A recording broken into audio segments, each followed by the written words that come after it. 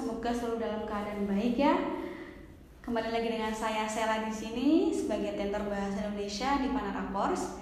Nah, pada kesempatan kali ini saya akan menjelaskan tentang salah satu materi juga dalam bahasa Indonesia, tapi biasanya materi ini ada dalam tes SKD ya.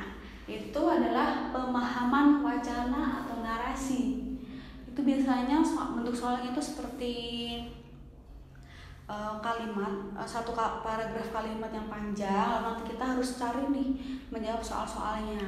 Nah, untuk pemahaman wacana sendiri ada 3 bagian yang penting.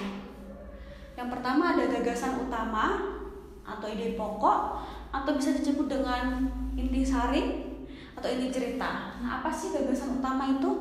Gagasan utama itu adalah hal pokok yang diungkapkan dalam suatu paragraf, ya, yang menjadi pernyataan dalam menjadi inti dari keseluruhan cerita atau suatu paragraf. Nah, biasanya untuk gagasan utama atau ide pokok itu ada di tengah-tengah, awal, atau bahkan di akhir paragraf. Nah, paragraf ini ada paragraf deduktif, ada paragraf induktif, dan paragraf campuran. Nah, jadi gagasan utama tadi atau ide pokok biasanya ada dalam 3 paragraf ini, tempat lokasinya atau letaknya. Di paragraf deduktif itu biasanya meletakkan atau menempatkan ide pokok ada di awal paragraf, itu masuk ke paragraf deduktif. Kalau paragraf induktif masuk di bagian akhir, ya, bagian akhir. Kalau deduktif di awal paragraf ide pokoknya, kalau induktif di akhir paragraf. Kalau campuran biasanya ada di dua-duanya.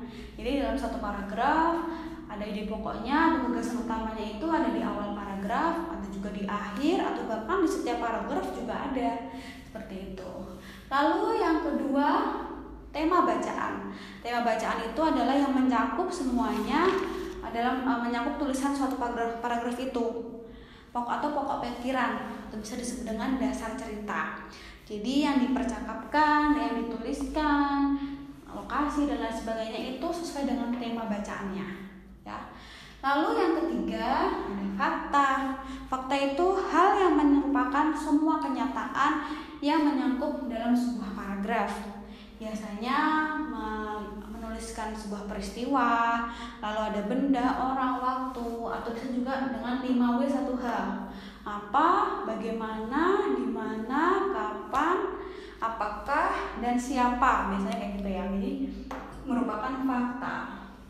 Nah, jadi biasanya pemahaman wacana itu kita harus baca dulu soalnya, lalu baru kita bisa jawab soalnya, biasanya gitu. Nah, tapi saya punya tips nih buat teman-teman, bagaimana sih caranya untuk menjawab soal pemahaman wacana kurang dari 1 menit, karena biasanya waktu menjawab soal pemahaman wacana itu hanya diberikan 50 detik untuk satu soal, jadi kurang dari 1 menit ya. Untuk tips yang pertama itu adalah baca soal. Yang pertama, jangan baca paragrafnya dulu, tapi baca soalnya dulu. Lalu yang kedua, fokus ke kata kunci. Jadi yang kedua itu fokus ke kata kunci. Contoh halnya semisal ada suatu paragraf yang bercerita tentang pembunuhan atau penangkapan bandar narkoba. Lalu ada soalnya seperti ini, dari manakah barang-barang yang dilarang itu didapatkan oleh si B. Nah, itu untuk kita membaca semuanya sangat sulit kan. Nah, kita fokus ke kata kuncinya, barang-barang yang didapatkan. Berarti narkotikanya tadi didapatkan dari mana? Kita cari di paragrafnya itu ada kata kuncinya. Oh, berarti ini. Lalu kita langsung cocokkan dengan pilihan ganda yang ada, seperti itu. Jadi sangat mudah ya. Jadi teman-teman tidak perlu untuk membaca terlebih dulu paragraf ceritanya baru menjawab, itu sangat membutuhkan waktu yang sangat lama. Jadi mungkin itu saja pembahasan tentang pemahaman wacana dan narasi untuk hari ini. Kurang lebihnya saya mohon maaf, semoga teman-teman paham ya. Sampai jumpa. Oh ya, jangan lupa ketik pertanyaan kalian di kolom komentar. Terima kasih, bye.